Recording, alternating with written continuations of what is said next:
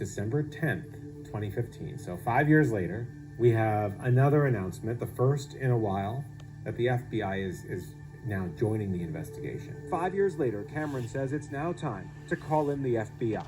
The FBI has a lot more experience nationwide investigating serial killer cases, and we do. So, you know, as we look through the evidence with them, maybe just bouncing things off each other will be useful. So, I mean, I really am excited about the new partnership with them. Bringing the FBI to the table with all of its expertise and resources is a step in the right direction. Which has been going on for 5 years with no FBI involvement. They provided some kind of support early on when they were searching with a device they had in a helicopter, but the FBI was kept at bay all this time. And only now are they getting involved. Timothy Sini, a former federal prosecutor now awaiting confirmation as police commissioner, would not address why the FBI wasn't asked for more help sooner.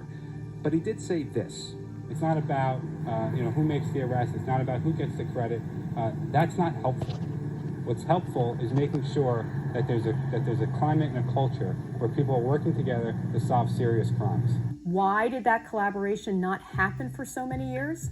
It happened because of politics, because we had a police chief in Suffolk County, as well as a DA, that did not seem open to FBI involvement. The announcement comes just one day after the arrest of Suffolk's former police chief, James Burke. We know for a fact that Suffolk County Police Chief James Burke single-handedly kept the FBI out of this investigation. You still denying the accusations? What is Chief Burke hiding? I did a one-on-one with Burke when he was promoted to chief of department of the Suffolk County Police Department. And I remember sitting in his office talking to him about why this case was so dysfunctional. I remember he looked at me and he said, "We're going to take charge of this case and we're going to solve it. It's time for us to do our jobs." There were all these questions about why they didn't involve the FBI. And it turned out it was because the FBI was looking at him. The FBI arrested 51-year-old James Burke at his mother's home this morning and then brought him to the FBI office in Melville for processing. James Burke's tenure as police chief was a questionable time, an ethical freefall. From the moment he started, he spent the time that he was there doing everything possible to cover up his own misdeeds.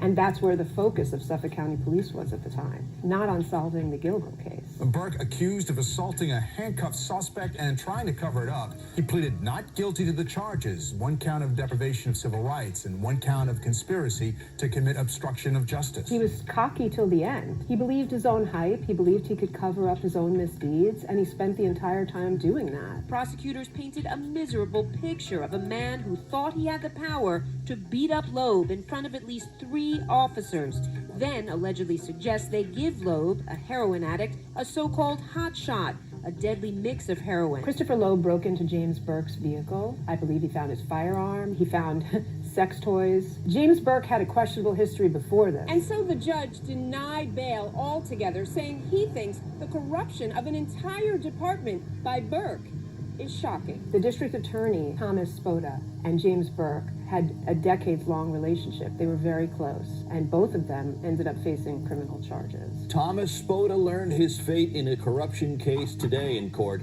Spoda helped orchestrate an elaborate plot to cover up a 2012 police beating of a suspect. No one is above the law. We know from officers and detectives who worked during that time that Burke made it very clear to the department that he did not want the FBI involved. Chief James Burke is stepping down and resigning from the department. And he ended up getting indicted in federal court on corruption charges. James Burke will now spend nearly 3 years behind bars. He spent 46 months in prison, and he got back out and was picked up again for soliciting a sex worker in a public park. Burke is now charged with public lewdness, offering a sex act, criminal solicitation, and indecent exposure. What does that tell you?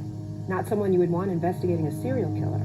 Your crime has affected the entire county and the entire police organization and institution. Being a local reporter here, the way it would work with Gilgo Beach is something would happen and then it would go quiet for years. That was just the way it worked. Get a little something, quiet for years. So in January of 2020, we get another